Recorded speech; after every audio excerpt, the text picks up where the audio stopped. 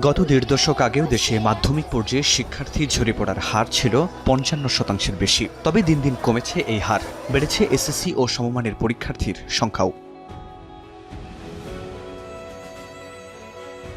মাধ্যমিকের শিক্ষার্থীদের হাতে বিনামূল্যের পাঠ্য বই দেয়া, প্রায় ৬০% শিক্ষার্থীকে উপবৃত্তি প্রদান করা, এমপিওভুক্ত শিক্ষা প্রতিষ্ঠান বাড়ানো, এনটিআরসি এর মাধ্যমে শিক্ষক নিয়োগ দিয়ে ছাত্র শিক্ষকের ব্যবধান কমানো এবং নতুন নতুন অবকাঠামো নির্মাণ, এসব কারণে বিদ্যালয়ে বেড়েছে শিক্ষার্থীর উপস্থিতি, কমেছে ঝরে পড়ার হার। স্বাধীনতার অর্ধ শত বছর পরেও মাধ্যমিকে এখনও ঝরে পড়ার হার প্রায় ৩৩%। এর পেছনে বাল্যবিয়ে, শিশুশ্রম, পারিবারিক অসচ্ছলতা সহ রয়েছে নানা কারণ। তবে এলাকাভেদে এসব কারণে রয়েছে ভিন্নতা। জানার চেষ্টা করব আরও গভীরে গিয়ে।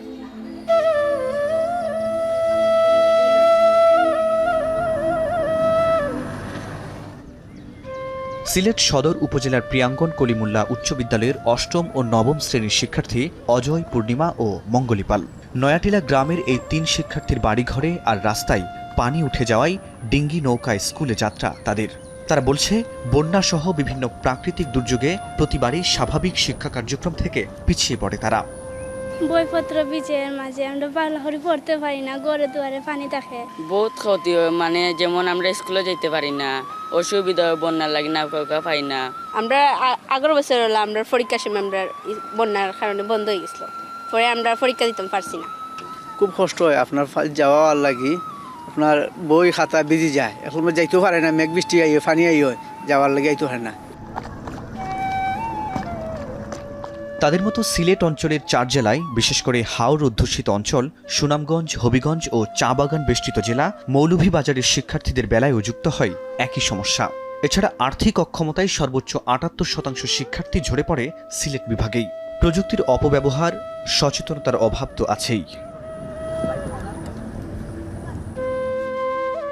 তথ্য বলছে, প্রাথমিক ও মাধ্যমিক ক্ষেত্রে স্কুলে নিট গমন হার, সাইকেল পূর্ণতার হার এবং ঝরে পড়ার হার সিলেটে তুলনামূলকভাবে দেশে গড় হারের চেয়ে বেশি। সিলেটের শিক্ষা ব্যবস্থার প্রাথমিক এবং মাধ্যমিকের শিক্ষার সকল নির্ণায়ক পর্যবেক্ষণ করলে দেখা যায় এই অঞ্চল অন্যান্য অঞ্চলের তুলনায় শিক্ষাক্ষেত্রে অনেক পিছিয়ে রয়েছে। এর কারণ কি? এখানে কি কেবল শিক্ষার্থীরাই দায়ী নাকি অন্য কিছু? শিক্ষাবিদরা বলছেন, দেশের অন্যান্য অঞ্চলের তুলনায় এই অঞ্চলের সমস্যার বৈচিত্র্যতা আর সংশ্লিষ্টদের যথেষ্ট তদারকির অভাব রয়েছে। সুনামগঞ্জ অঞ্চলের ছুটি যে সময়ে দরকার, এটা কিন্তু রাজশাহী অঞ্চলে সেই সময় দরকার না। কিন্তু আমাদের যেহেতু কেন্দ্রীয় নিয়ন্ত্রণ ব্যবস্থা, সারা দেশে একটি ছুটির ক্যালেন্ডার হয়, একই সাথে পরীক্ষার রুটিন হয়, তো এই জায়গাগুলোতে কিন্তু আমরা পিছিয়ে পড়ছি। এর জন্য অসামঞ্জস্যতা কিন্তু এখানে তৈরি হচ্ছে। এদিকে গত বছর ময়মনসিংহ বিভাগে মাধ্যমিকে ঝরে পড়ার হার 23.5 হলেও এবছর কিছুটা কমে 20 ভাগ। কিন্তু এই বিভাগে পড়াশোনার ব্যাপারে অনীহা কিংবা অসচেতনতার কারণে দেশে সবচেয়ে বেশি শিক্ষার্থী অর্থাৎ 58.6% ঝরে পড়ে। এছাড়া বাল্যবিয়ে ও শিশুশ্রম তো আছেই। ময়মনসিংহ নগরীর প্রাণকেন্দ্রের একটি ঐতিহ্যবাহী শিক্ষা প্রতিষ্ঠান এই মহিলা সমিতি উদয়ন উচ্চ বিদ্যালয়। এখানকার বেশিরভাগ শিক্ষার্থী চরাঞ্চলের। প্রতি বছর গড়ে 7 থেকে 8 ভাগ শিক্ষার্থী ঝরে পড়ে এই স্কুল থেকে। পরিবারের আর্থিক যোগান বাড়াতে ঝরে পড়া শিক্ষার্থীদের ছেলেরা জড়িয়ে পড়ে শ্রমে, আর বেশিরভাগ মেয়েরই হয়ে যায় বাল্যবিয়ে। তৃতীয় শ্রেণী পর্যন্ত পড়ে স্কুলের পাঠ চুকিয়ে কাজে লেগে যাওয়া 10 বছরের তুহিনের গল্পটা কত করুণ।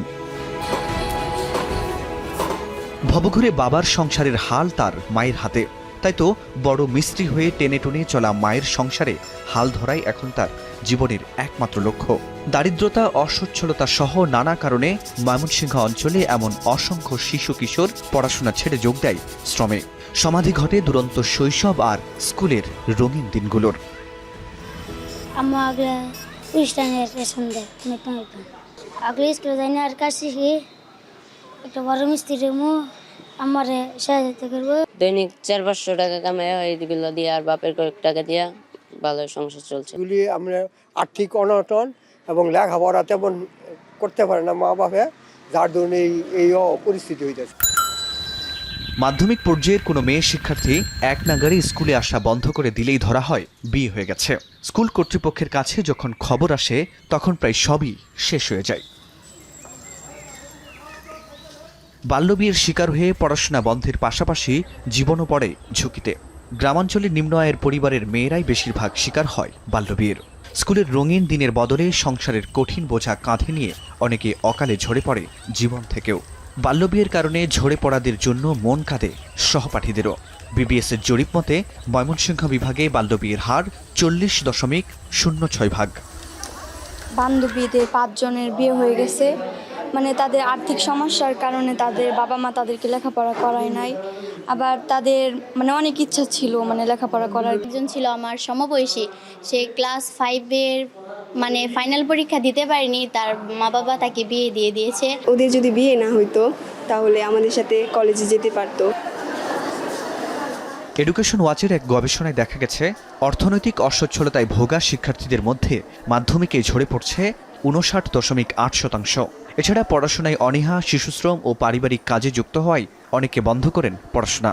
ঝরে পড়ার এই কারণের তালিকায় আছে ভাষাগত সমস্যা ও স্কুলে যাতায়াতের ক্ষেত্রে নিরাপত্তাহীনতাও। গবেষণা বলছে 2023 সালের প্রথম 6 মাসে প্রাথমিকের একজন শিক্ষার্থীর পড়াশোনার জন্য পরিবারের খরচ বেড়েছে 25% আর মাধ্যমিকে 51%। শিক্ষাবিদরা বলছেন উপবৃত্তিতে টাকার পরিমাণ বাড়ানো সহ স্কুল ফিডিং কর্মসূচিও নিয়মিত করতে হবে।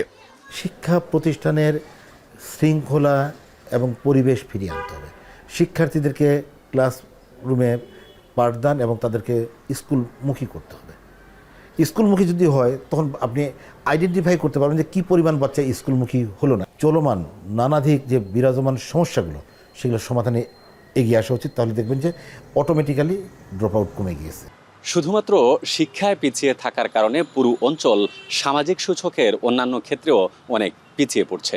তাই ভবিষ্যৎ বাংলাদেশের আর্থসামাজিক ও সামগ্রিক উন্নয়নের জন্য হলেও সিলেটের শিক্ষা ব্যবস্থা নিয়ে নতুন করে ভাবতে হবে সংশ্লিষ্টদের।